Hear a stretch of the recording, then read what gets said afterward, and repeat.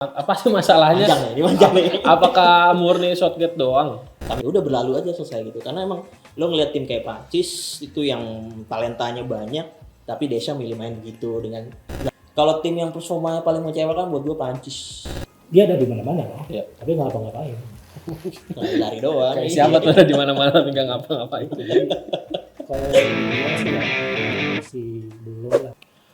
Timnas Spanyol akhirnya keluar sebagai pemenang Euro 2024. Setelah kemenangan itu muncul narasi di media sosial kalau Timnas Spanyol akhirnya mempraktekkan sepak bola yang indah dan kemenangan Spanyol adalah kemenangan umat di dunia, bukan kemenangan sepak bola. Betul. Kita akan membahas itu bersama Pandit sebelah kiri, Abang Arif. Sebelah kanan muka lama rasa baru. Abang Ucup. Kita akan membahasnya dulu lah. Pertama-tama kita memberikan selamat untuk Luis de la Fuente. Luis de la Fuente ya kan. Nah ini apa sih kuncinya Spanyol bisa berhasil juara? Kalau kunci dia udah ngebangun kekuatan tuh lama ya, kayak raksasa yang diam-diam tidur tapi mengumpulkan kekuatan. Karena terakhir juara Euro itu kan 2012 Ya. Dan 2012 habis itu Spanyol tuh nggak diperhitungkan lah sama Luis Enrique juga kan, Fernando Hierro sempat waktu itu dilatih juga. Ya cuman dibilang kayak mereka belum move on dari tiki taka lah, sampai akhirnya tuh 2019 kalau nggak salah itu Luis de la Fuente ditunjuk gantiin Luis Enrique. Dan sejak saat itu ya sepak bola Spanyol bangkit selama terus mereka juara UEFA Nation League. Dan Luis de la Fuente ini dia tuh pelatih yang karirnya berjenjang dari usia muda U19, U21, U23 dan dia pernah juara juga.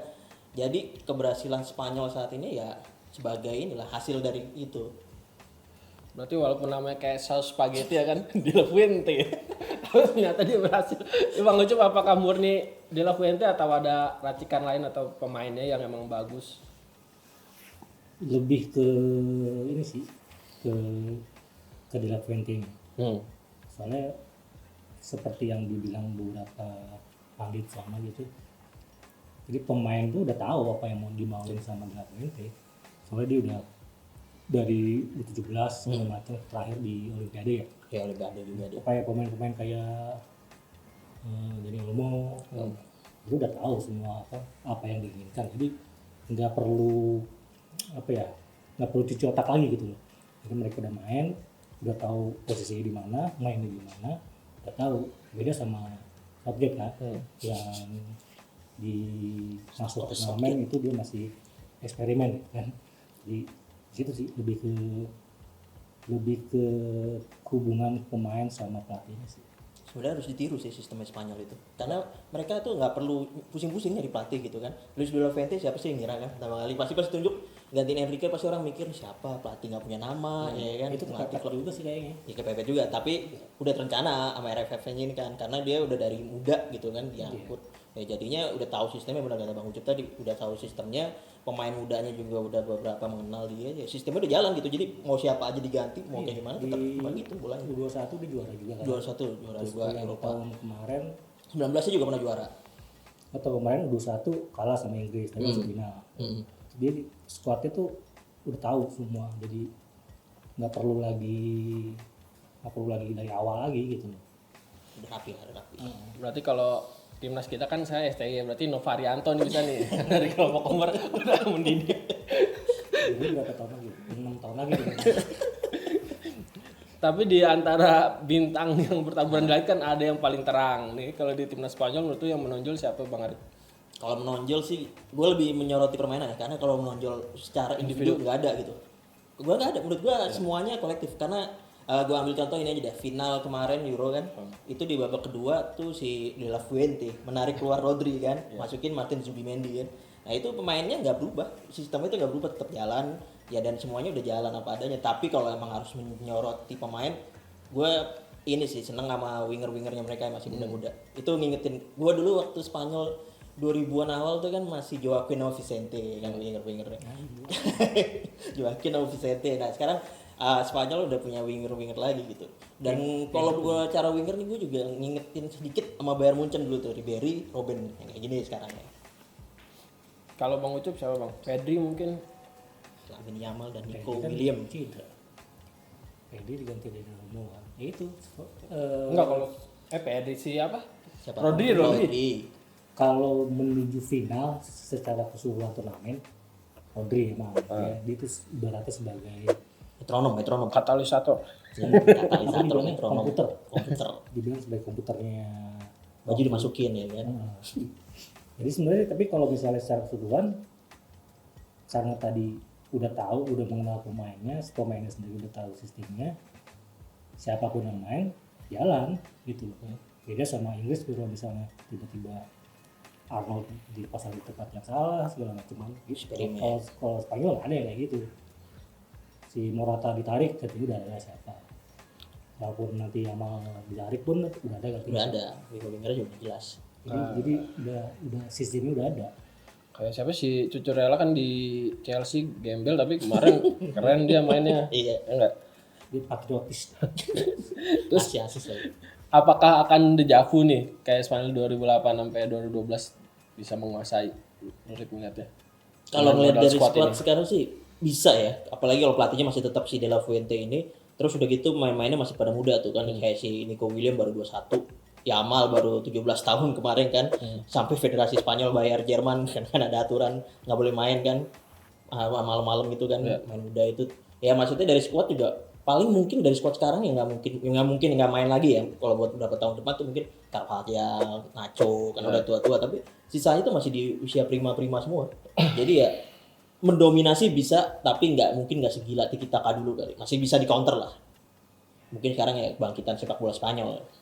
Nah ini terkait kebangkitan, ada yang bilang kemenangan Spanyol adalah kemenangan sepak bola. Mungkin gua gimana ngeliatnya? Karena Tiki Takanya juga udah mulai digeser kan. Udah. Nah itu Udah berubah banget. apa yang dimaksud dengan kemenangan sepak bola ini apa Bang? Sebenarnya lebih tepatnya kemenangan Spanyol ya. Ya juga sih. Kalau kemenangan sepak bola ya mungkin ya paling lebih ke ini lagi sih, ke pertarungan antara sepak bola pragmatis sama sepak bola. Ya, itu ya maksudnya sih. Karena emang publik lebih suka ke sepak bola yang menyerang. Ya mungkin lebih ke situ aja sih. Kalau misalnya kemenangan sepak bola ya enggak juga sih. Narasinya begitu ini buat sana, tapi ya kemenangan sepak bola menyerang sih paling gitu. tapi jujur aja nih gue tanya, kalau di Euro sekarang bosan kan? Kalau ngeliat kayak tim Inggris, Prancis mainnya begitu. Itu yang bikin bosan itu. Iya kan? Tim-tim besar mainnya jadi nggak sesuai dengan kualitas pemain yang ada. Tak nyaman. Ibaratnya dulu tuh Euro 2008, 2012, bahkan 2016 lah dulu masih nyari-nyari kayak soundtracknya apa ya kan, pemainnya kayak gimana. Tapi kalau sekarang kayak ya udah berlalu aja selesai gitu. Karena emang lo ngeliat tim kayak Prancis itu yang talentanya banyak, tapi Deschamps milih main begitu dengan gelandang-gelandang berotot semua, Kante, Rabiot. Kalau dari tempo permainan aja misalnya Prancis atau Inggris golin langsung turun. Langsung tahan itu. Beda kalau kita lihat Austria main gitu kan. Tetap terus aja kan. Itu beda. Jadi yang bikin bosan tuh malah tim-tim besarnya sih. Permainan tim-tim besar itu. Berarti di final itu Inggris jadi wajah sepak bola negatif, Spanyol wajah bola positif kan, secara tidak langsung seperti itu kan sebenarnya. Iya. Gue juga melihat begitu. Ada sepak bola takut sih itu. Jadi Inggris melakukan apa yang kayak di Euro kemarin, padahal squad mereka bagus gitu. Tapi mereka memilih untuk main aman. Bedanya waktu Euro 2020 mereka sempat unggul. Kalau sekarang kan sempat tertinggal, terus habis itu nyamain lagi kan. Habis itu kalah lagi kan kalau kualitasnya. Tapi tetap mainnya Inggris kan ya dikuasain sama Spanyol, dikepung. Tapi kalau bahasa Inggris apa sih masalahnya? Panjang nih. Apakah murni Southgate doang Coming home. coming home ini? Ya kalau Inggris itu aduh gila sih, gue juga pusing ini. Maksudnya ini kalau lo lihat tuh ya, terakhir ngalahin trofi besar 1966 Ya, gue rasa belum pada lahir semua, gue juga belum. 1966 terus Euro nggak pernah ya kan. Dan Southgate ini ya waktu lolos ke final 2024 ini kan 2 kali beruntun bawa Inggris ke final ya kan. Sejak 2016 Inggris lolos berkembang dulu sama dia, tapi ujung-ujungnya dia nggak bisa deliver, nggak bisa ngasih trofi buat Inggris gitu kan, apa yang diharapkan, dan kontrak dia habis akhir Desember ini. Nah balik lagi permasalahan Inggris di mana ya, sebaiknya sih fansnya aja sih Apa? nggak usah gembar-gembor dulu coming home, santai dulu aja. Kalau emang harus nyari siapa yang diingin, salah di mana gitu, atau harus menunjuk satu, ya Southgate pasti. Ayo. Cuman kalau ini karena lebih kalau secara luas ya, karena emang dari sepak bola Inggris sendiri itu emang apa ya, terlalu overhype gitulah awal apa gitu. Ya kiddingnya begitulah. Kalau kiddingnya ya maksudnya sebaiknya nggak usah hype dulu, belum ada juara apa-apa gitu kan. Biasanya coming home, turnamen itu satu. Itu mungkin dari sisi lainnya. Tapi kalau dari sisi olahraganya ya bener Southgate, karena apa namanya taktik yang dia pilih itu ya begitu gitu, monoton banget gitu, lo bertahan gitu lo, dan lu udah ngelatih tim dari lama gitu. Ini squad Inggris sekarang buat gue ya mungkin di atas kertas ya itu udah paling bagus loh. Dia ada Cole Palmer ya kan, ada Bukayo Saka, ada Harry Publik Kane sama media Bellingham. Inggris bener sih, publik sama media Inggris sih sebenarnya.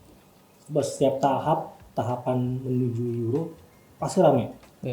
Pemilihan skuad profesional, pemilihan skuad yang dibawa rame terus kan. Penampilan pertama jelek, kedua jelek, kritik banyak. Semifinal mendingan dikit, puji-puji. Ya bener.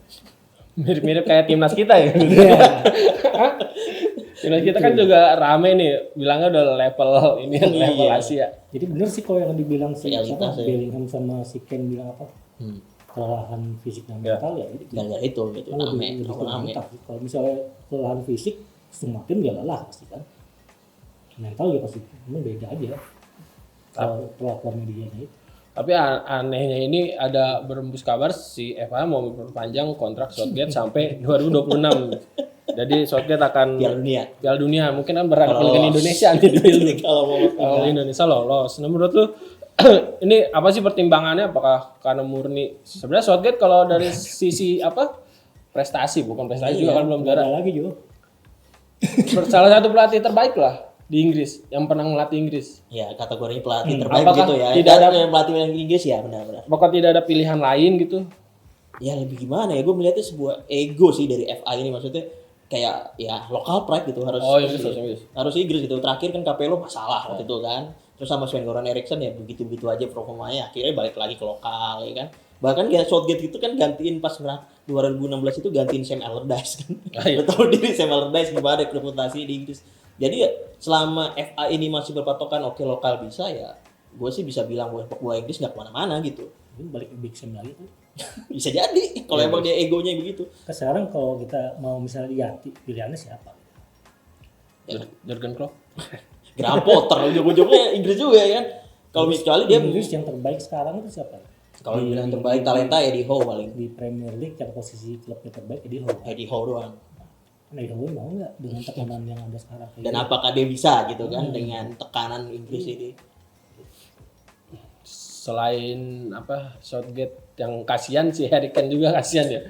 Dia udah berpindah-pindah, udah mencapai final beberapa kali, tapi kayak ada kutukan ya kan dibilangnya. Menurut lu gimana tuh Rip, si Harry Kane? Apalagi umurnya udah ini kan 30 mungkin Pildun atau Euro tahun depan udah diragukan juga. Gue sebenarnya nggak percaya sih bola ada begini-begini, tapi melihat Harry Kane kayak nyata gitu men.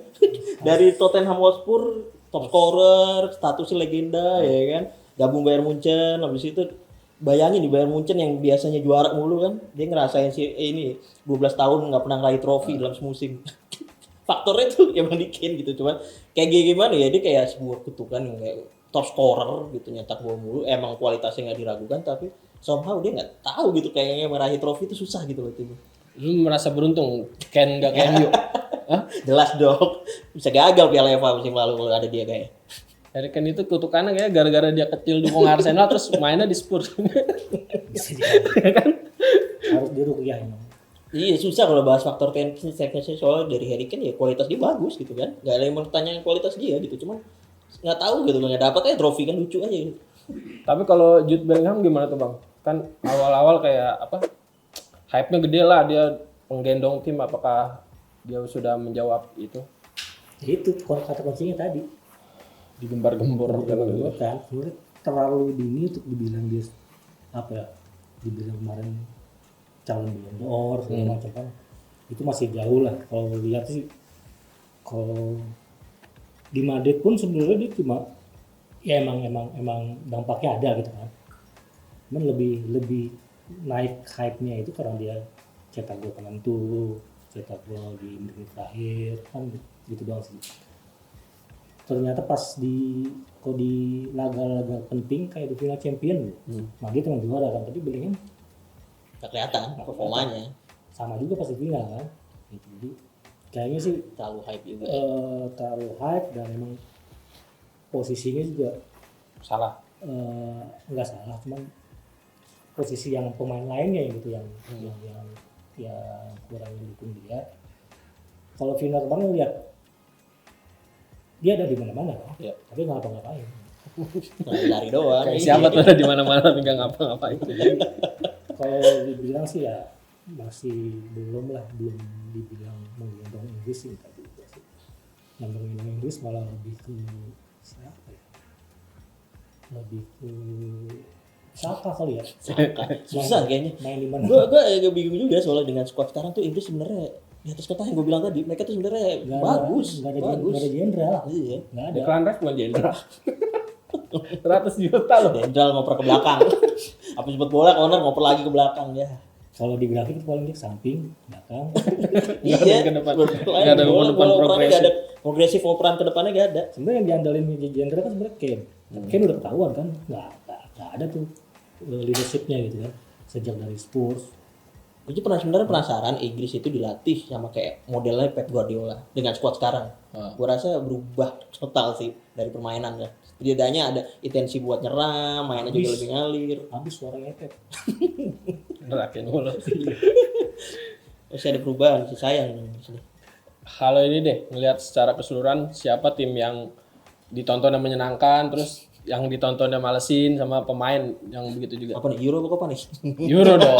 Oh, Kan kali Messi kan. Yang enak sih Austria ya. Enak Austria. Kalau tim kejutan, gue seneng Austria ya. Austria soalnya di situ Rafalnik nerapin gegen pressing dan berhasil. Cuman ya dia kurang hoki aja lawan Turki, kipernya lagi bagus waktu itu. Kalau tim yang performanya paling mengecewakan buat gue Prancis. Maksud gue ya lu punya Mbappe, punya siapa lagi tuh, ada Randal Colomwani, terus ada Dembele, tapi lu kreativitasnya kagak ada. Dari desanya sih lebih kayak mainnya boring parah, masih mending Portugal gue, walaupun emang itu abang Ronaldo mulu ujung-ujungnya. Tapi gue Dengan Mbappe gue penalti doang. iya penalti doang, open play gak ada kan sebelum lawan Spanyol kan. Iya. Kalau soal pemain paling mengejutkan gue malah justru si Nico Williams sih. Nggak ada nyangka lah, Bilbao. Basket punya. Dibayar. kaleng gembel Gembel ini gue siapa ya? Ronaldo. Iya sih. Lakaka. Lakaka sih, gue bener Lakaka. Karena dia peluangnya banyak. Lukaku maksudnya. Iya Lakaka. Beneran nggak tahu. Romelu Lukaku Belgia ya. Ya dia banyak peluang, bahkan di fase grup tuh kan lawan-lawannya juga kayak Rumania atau apa banyak peluang tapi nggak nyetak gol gitu kan. Sulit gitu loh nyetak gol. Golin 3 kali. Offside tapi offside. Kalau Bang Ucup siapa Bang? Di Pemain? Ya, Main siapa? yang oke lah. Daniel Olmo. Daniel Olmo. Bagus tuh. Ya sih dia di awalnya bukan pilihan utama kan? Utama. Bener-bener. Begitu Pedri cedera ya, baru dia masuk bener-bener. Dan dia juga apa sih? Influence Spanyol kan minim dia. Lebih banyak di luar Spanyol. Mungkin itu kali ya yang bikin dia beda gitu. Harganya super mahal ini. 1 triliun. Kalau Anda punya duit 1 triliun bisa beli Daniel Olmo.